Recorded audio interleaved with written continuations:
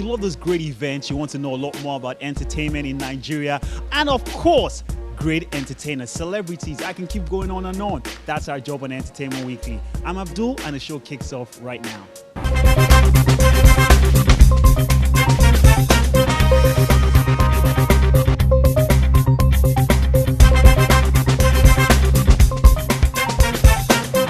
E-Weekly Meet happens to be the segment where we sit down with our personalities and we grill them. We ask them questions that make them feel comfortable and sometimes uncomfortable. All right, on this week's episode, I'm not going to disclose who it is. All I want you to do is sit back and you discover who we're talking to on today's episode. K-legged mistake of a woman. Born Rita Dominic Watarocha. and with a nickname like Riri or Ridi or RD or... Okay, my grandmother used to call me Riwe. It means in Igbo, eat. One would have wondered how Rita Dominic found her way into the film industry. Considering a degree in theatre art, which she bagged in 1999, it's clear this dashing actress already had planned to be a film star. So far, she has played over 100 characters in several films. Also not a stranger to television, Rita Dominic takes time out of her busy schedule for an exclusive chat on E-Weekly Meets. I know you starred in several roles. I don't think you can even recount how many films you've been in, right? I know that should be a problem for you, but is there any film that you think had something symbolic, one you'll never forget? Maybe something very touching about that film? For me, most of the characters I play or scripts I choose to do, I always find something symbolic. However, there are some characters that are very dear to my heart because I find them very deep. I just find them very deep. So I will say Shattered, the film that gave me the AMA Awards this year. It's a Kenyan film, and I shot it last year.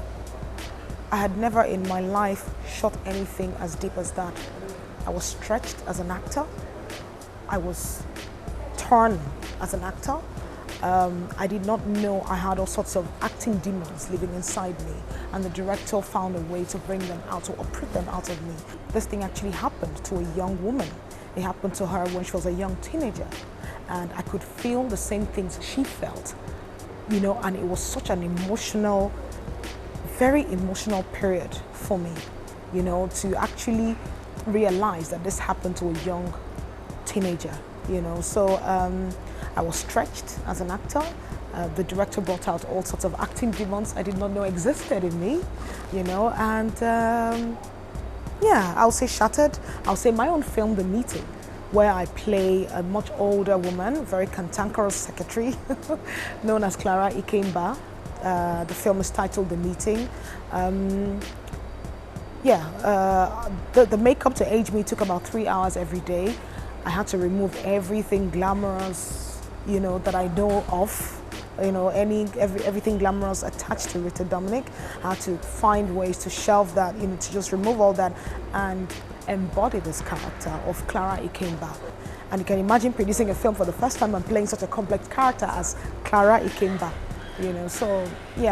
Her success in the movie industry has bought her fame, glam, a deal with the telecoms brand, and several other money kickbacks. But still, her love for the industry got her trying her hand on film production. I still want to shoot more films as a producer. I want to produce more films. I want to keep empowering, up-and-coming actors. I want to do more of that because this is just the first time I've done it, and it's been rewarding. I've been able to put smiles on the faces of certain actors, up-and-coming people, and I feel, I can do this. It's very satisfactory seeing that on the faces of these up-and-coming actors, and it makes me want to do more. It makes me want to empower and encourage up-and-coming actors and actresses. Yeah.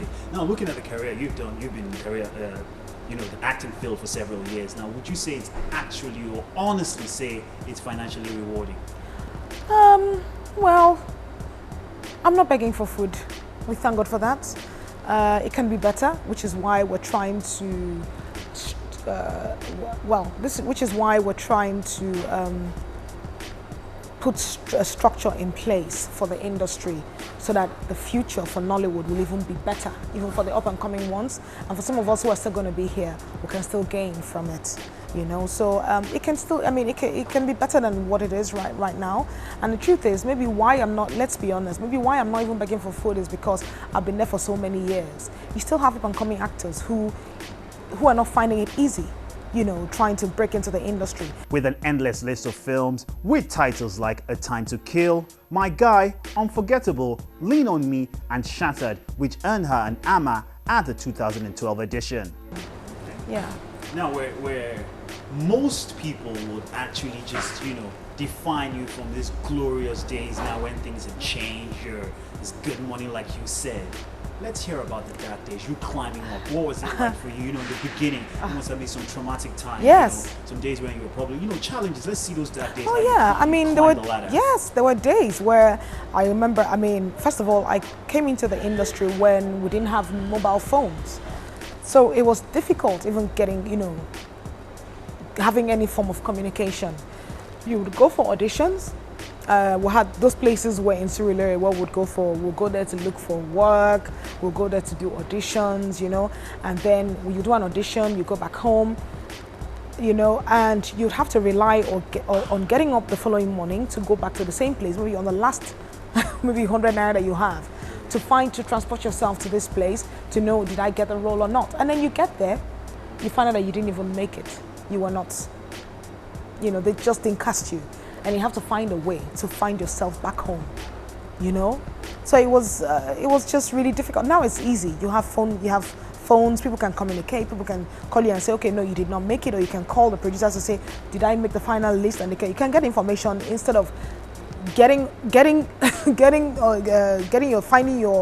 finding transportation to this place, and then you get there on your last card, and you didn't make it to the list, you know. Yeah, so we had those days, yeah. And as a young girl in the industry then, I mean, you're good looking, you're dashing, and great color, I must say. You must have had, you know, would you tell me there was no pressure from one producer or one director? You know, we all hear it sometimes, a young lady to get this role, this is what happens, you need to come and see. Did you ever experience such? No, the funny thing is, I count myself as one of the lucky ones. Really? I didn't have that pressure. As attractive as you are, nobody. Well, you're the one saying that too. I don't know about... Everybody knows, come on. I don't know, you know. Okay. Well, thank you. You're welcome. You know, but really, I didn't have that pressure. You know, I didn't have that pressure. I just didn't have the pressure. So when I hear, I'm not saying it doesn't exist. It does exist, not just only in the movie industry. I think it exists in most industries, you know, but because our industry is in the forefront, is in the limelight, that's the one that is talked about, that is noticed, you know. However, what I say to up and coming talented actors is don't take that route, because if you're not talented and you take that route, you can sleep with anybody you want to sleep with to get to the top, and if you're not talented, they won't give you that role. They won't. Always it will be difficult, I understand, don't get me wrong, it will be difficult, but just let your talent speak for you. You read a magazine, newspaper, you're on TV, you're on radio, and there's something about you that could be scandalous, you're not comfortable with. How do you deal with that? Controversies, whether true or false, how do you deal with that as a human being? I've gotten to the point where it just bounces off. You know, there was a point in my life where it will get to be, and I will cry, you know. Is there a scenario you can remember vividly that, you know, something was said about you and it really got to you? I remember, but I don't want to talk about it. But just certain things, you know, that happened over the years, and they'll write these things that are lies, you know, and I'll cry, you know, but like they always say, as time goes on, you get used to these things, and you say to yourself, okay, what do I really want to do with this? Do I want to keep punishing myself and getting upset or emotional every time this happens? Or do I just want to find a way to, you know, rather find an armor to wear, and when it happens, just let it bounce off? And that's where I am right now. What kind of mother do you think you'd be? Beautiful, lovely, caring mother. I have a feeling my children might take advantage of me. Why? I swear, because of my soft side. I think they will. So I have to be, you know, like take extra care. I have to be like, you know, be more strict and recognize the fact that I have this soft side. And you know how kids are. they take advantage of their mothers. And I feel they will do that with me, so I have to arm myself and be ready for them. We'll box when it's time to box, you know, and yeah. So the idea is you pet them, but at the same time you're strict with them. So I'm going to make sure I remember that. How are you outside the makeup? Is it the makeup who gives us this, or is this really you? You know, I can't answer that question. What's your beauty tip like? To be honest, I can't answer that question. I don't know what I look like without makeup. Okay. Well, the makeup helps. The makeup help. I have fantastic makeup artists, so yeah, you know, they help. You know, and so, but I'm not really in the best position to answer this question. You know, somebody who has seen me without makeup would have to answer that. So I don't know. For me, I actually left me alone. I'd love to just be at home and have no makeup on, just be silly, lounge, have a bad hair day, not have to bother with hair, not have to bother with skin, just be silly and stupid. But because of the kind of job I do, I don't have that luxury. You see what I mean? So, yeah. So you always have to look bland. Yeah, depending on where I'm going to, or you know, because the papers will be the first people like you will be the first people to crucify us. Oh, she was looking nasty. Oh, what's wrong with her hair? So the media dictates for you in some cases. Accept that. No, don't put words in my mouth. Well, you just said the No, media. I didn't put it like that. You're not trying to put words in my mouth. I didn't say it You like just that. said people like me would say it, so you have to look this way, right? Well, they pay attention to things like this. So, and because they pay attention to things like this, you have to pay attention to yourself as well. And you know, have people out there who are watching, and you want to look presentable. You don't want to look scruffy, to be honest, you know? Yeah. So okay, that's fantastic. Now cameras will be out, so we'll probably catch you someday. You know, a lot of people don't know. You know, a lot of people don't know you're a very shy person. Very. I think you need to confess now. now. Oh my God! Now tell them the truth. Those days when you just boom and you don't want interviews, tell them why. I am such a shy person. I get jittery in front of cameras or interviews. I just don't know how to do it. You know, people might think, okay, but you're an actor, and how come you're shy? I'm an actor because I get to hide my real personality behind the characters that I play. But I have to be myself. Like now, I am jittery. I don't know how to handle it, you know, so yeah. But over the years, have you tried to deal with that? Have you understood the fact that, you know, you being shy or you being nervous is just something you've accepted and it's just grown into you? Have you ever thought of that? Yeah, well, what I've tried to do is create personalities. Like, okay, there's a red carpet personality. If I'm going to get on the red carpet, I'm going to wear a personality and hide myself behind that personality. If I'm going to do something like this, you know, even though my real self is coming out, but you have to have some sort of personality to say, okay, you know what, this is you, but still just, you know, find a personality to cover all that up, you know, which is what I try. This is how I try to deal with it, you know. I don't know if it works, but Abdul deserves a high five, right? Yeah, that's for making right. you feel comfortable. That's Boom. right. Peace, yo. Peace out. With a track record like hers, she definitely has opened the doors for other aspiring females who want to take a shot at the Nigerian film industry. I didn't have people encouraging people like us when I first started, you know.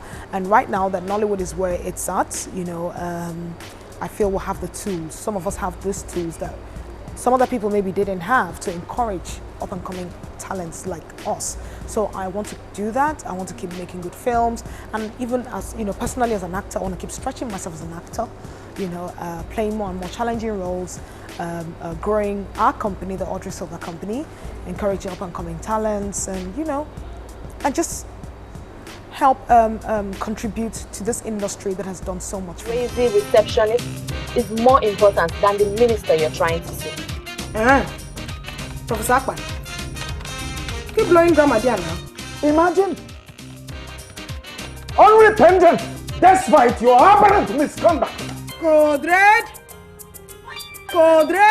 They tell me, you see, Professor Akpan, you want to disgrace me.